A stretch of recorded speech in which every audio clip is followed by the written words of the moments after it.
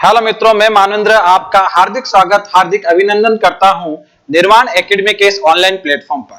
तो मित्रों, आज हम चर्चा करेंगे रोग से संबंधित अन्य जो महत्वपूर्ण प्रश्न और उत्तर है उनके बारे में। तो देखिए, हमारे सामने पहला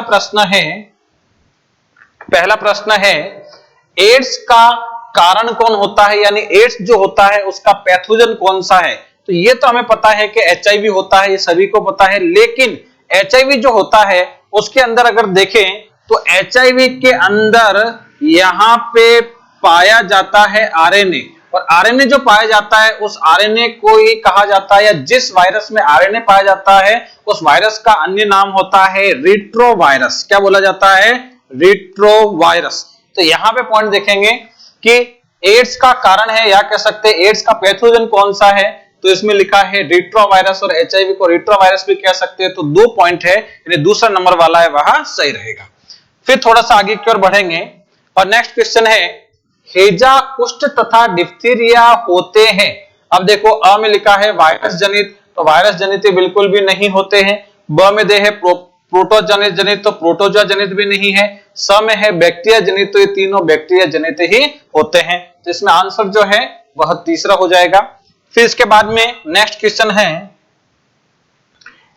एलाइजा, इसको एलाइजा पढ़ा जाता है। तो एलाइजा परीक्षण किसके निदान के लिए किया जाता है?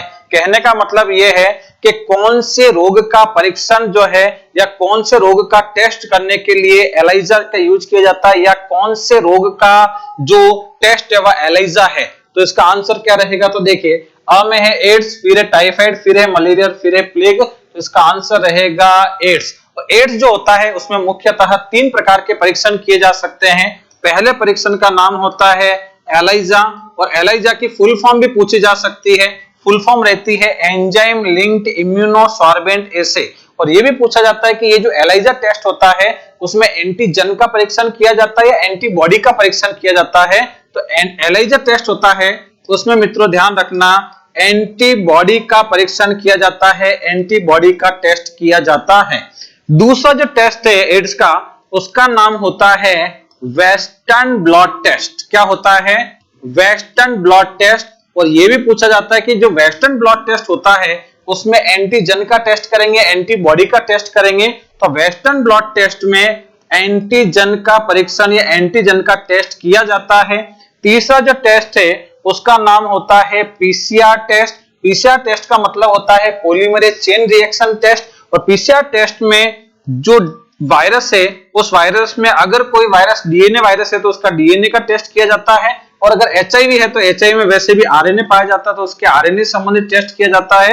यानी पीसीआर टेस्ट में डीएनए या आरएनए का परीक्षण किया जाता है। और ये पॉइंट बहुत बार पूछा गया कि बताइए एलिजा में कौन सा परीक्षण किया जाता है, तो इसमें एंटीबॉडी का, वेस्टर्न ब्लॉट टेस्ट में एंटीजन का, और पीसीआर टेस्ट में आरएनए का, या कोई डीएनए वायरस, अन्य वायरस जो होता है उसमें डीएनए है तो डीएनए का भी परीक्षण किया जा सकता है। तो ठीक है, एलिजा वाला हो गया। फिर थोड़ा नेक्स्ट देखेंगे, डीपीटी टीका किसके लिए दिया जाता है। तो बच्चों में जो डीपीटी का टीका लगता है उसमें डी का मतलब होता है डिप्थीरिया, पी का मतलब होता है पर्ट्यूसिस, और पर्ट्यूसिस को कहा जाता है काली खांसी, और टी का मतलब होता है टिटनस। तो देख लीजिए, इसमें शब्दावली है, देखो, डी से डिप्थीरिया, डिप्थीरिया है, टी से पी से पर्ट्यूसिस यानी काली खांसी, और टी से टिटनस। तो इसका जो तीसरा पॉइंट है या तीसरा जो आंसर है वह सही रहेगा। फिर थोड़ा आगे बढ़ेंगे, पॉइंट है साल्मोनेला का संबंध किससे है। तो साल्मोनेला देखिए, इसमें बैक्टीरिया के नाम हमने पढ़े होंगे, उसमें साल्मोनेला टाइफ या साल्मोनेला टाइफोसा शब्द आएगा। इसका मतलब यह किससे है, तो यह टाइफाइड से है। पोलियो जो होता है उसका होता है एंटेरो वायरस, तो उससे बिल्कुल नहीं है।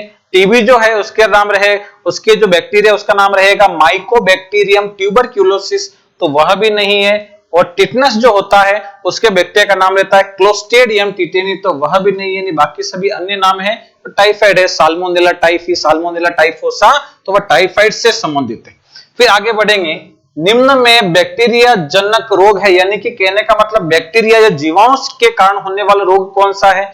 तो हमने पहले भी क्लास में देखा था जीवाणु के कारण होने वाले रोग कौन कौन से होते हैं। तो एक फॉर्मूला हमने याद किया था कि भाई गोटी न्यू सीडी प्ले कर, गोटी न्यू सीडी प्ले कर क्योंकि काली ट्रेन में ताई तपे हैं, काली ट्रेन में ताई तपे हैं, और लास्ट शब्द इसमें एट। अब देखिए इसमें से जो है वह बैक्टीरिया जनित है, तो यहां पे gonorrhoea, tetanus, pneumonia, syphilis, diphtheria, plague, कुष्ठ, काली खांसी, ट्रेंच फीवर, मेनिंजाइटिस, मेनिंजाइटिस दोनों से होता है, बैक्टीरिया से भी हो सकता है और वायरस से भी हो सकता है। फिर टाइफाइड, तपेदिक, हैजा, एंथ्रेक्स और ट्रेकोमा।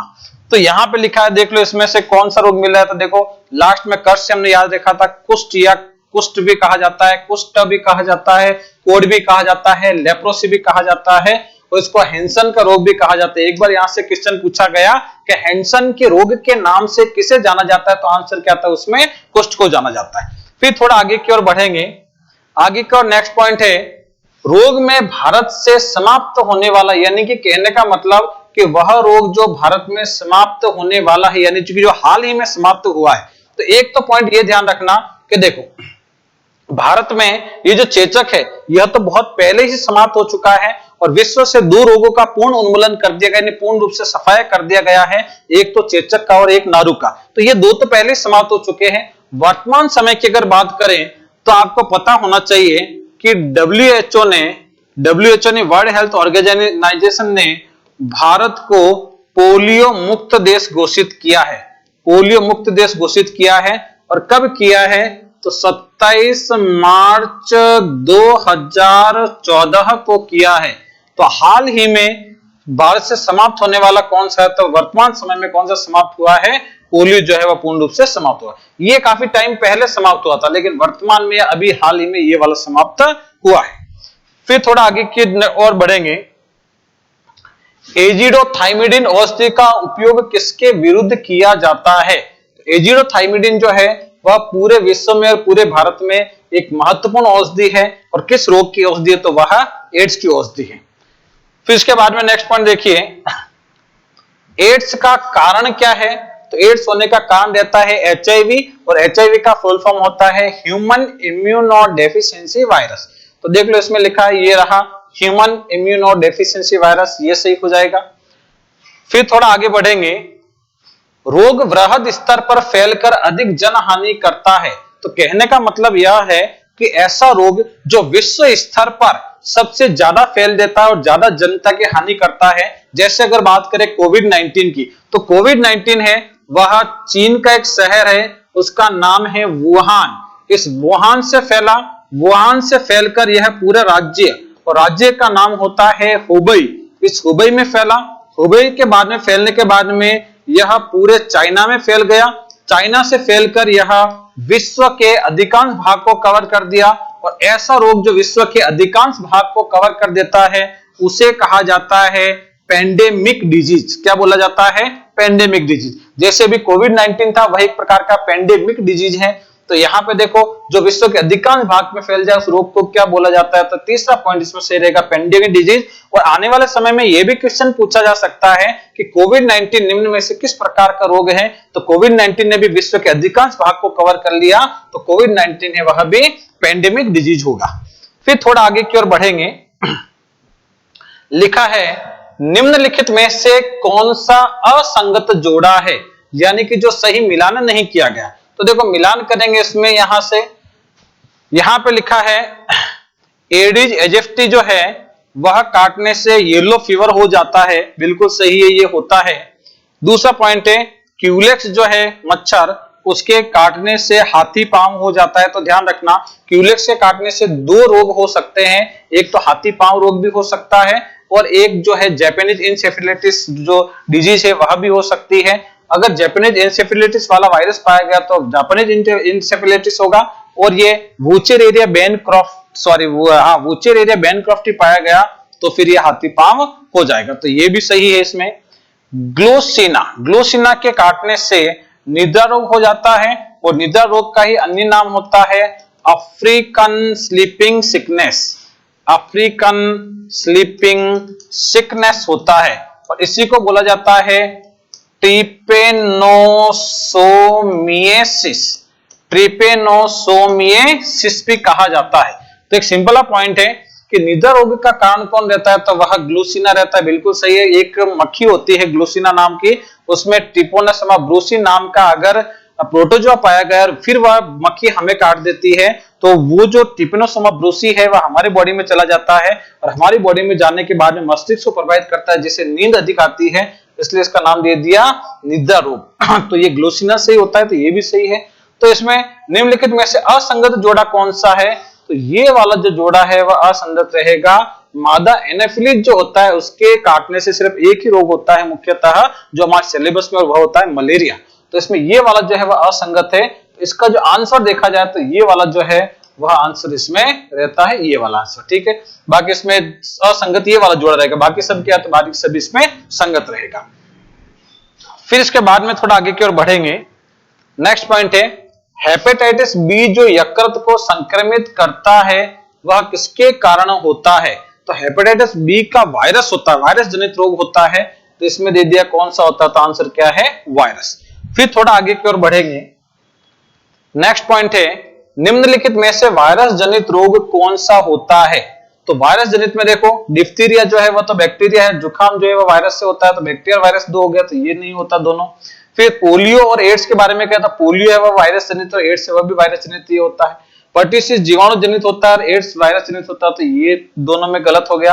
और टीबी जो है वह जीवाणु से होते है, टाइफाइड है वह जीवाणु से होता है, ये भी गलत हो गया। तो इसमें सही कौन सा हो गया, दूसरा वाला पॉइंट है वह इसका आंसर सही रहेगा।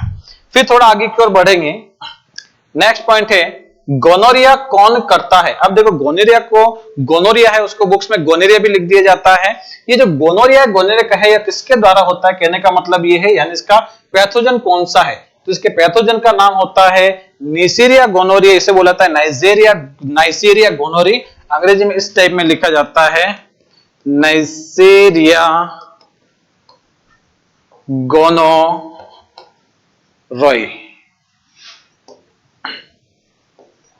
नाइसेरिया गोनोरी। तो ये वाला इसका आंसर सही रहेगा। फिर थोड़ा आगे बढ़ेंगे। ब्लैक फुट रोग का कारण कौन होता है, तो ब्लैक फुट रोग का कारण है वह आर्सेनिक होता है। अगर कोई व्यक्ति है आर्सेनिक युक्त दूषित जो पदार्थ है उसके संपर्क में रहे तो उसके जो पैरों की त्वचा वगैरह उसका रंग ब्लैक हो जाता है, और जो नाखून है इस नाखून का रंग भी ब्लैक हो जाता है, बाद में धीरे धीरे त्वचा का कैंसर होने की भी संभावना हो सकती है। ये होता है ब्लैक फुट सिंड्रोम। फिर नेक्स्ट पॉइंट है निम्नलिखित में से कौन से रोग का परिसंचरण दूषित जल से नहीं होता है, दूषित जल से नहीं में लिखा है, तो देखो इसमें लिखा है टाइफाइड, तो टाइफाइड तो दूषित जल और दूषित भोजन से होता है। फिर इसके बाद पेचिस अमोबियासिस, यह भी दूषित जल और दूषित भोजन से होता है। फिर इसमें है हेपेटाइटिस और डिप्थीरिया, इन दोनों में से देखना है तो डिप्थीरिया जो होता है उसमें बच्चे का गला जो है वह संक्रमित होता है, और सामान्यतः डिप्थीरिया जो होता है वह ड्रॉपलेट्स के द्वारा फैलता है। जैसे ही कोई बच्चा खांसी करता है तो दूसरे में भी यह फैल सकता है। तो इसमें हम कहेंगे कि ये जो डिप्थीरिया है वह इसमें नहीं होता है, और हेपेटाइटिस बी है वह ब्लड के द्वारा और मुख्यतः सेक्स के द्वारा यह फैलता है। तो इसमें ये भी इसमें कल हो जाएगा। तो इसमें लगभग दो आंसर, ये भी आंसर सही और ये भी आंसर सही है। तो इसका जो आंसर देखेंगे एक भी इसको इसमें कर देंगे, अगर आंसर के अनुसार चले तो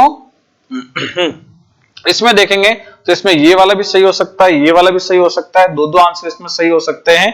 तो इसका पांचवा पॉइंट इसमें लिखा हुआ है मिलेगा 2 तथा 4 दोनों, 2 तथा 4 दोनों। तो इसके हिसाब से देखो तो ये वाला पॉइंट यहां सही रहेगा, दूषित जल से नहीं होता है। फिर इसके बाद में देखेंगे मानवों में दाद किससे पैदा होता है, दाद के लिए, तो दाद जो होता है दाद खाज खुजली वह कवकों से पैदा होती है, कवक के कारण होती है। फिर थोड़ा नेक्स्ट पॉइंट देखेंगे। ठीक है, आज के लिए इतना ही। आज के लिए शुक्रिया, धन्यवाद, गुड नाइट। इसके बाद में कल देखते हैं नेक्स्ट क्वेश्चन। धन्यवाद।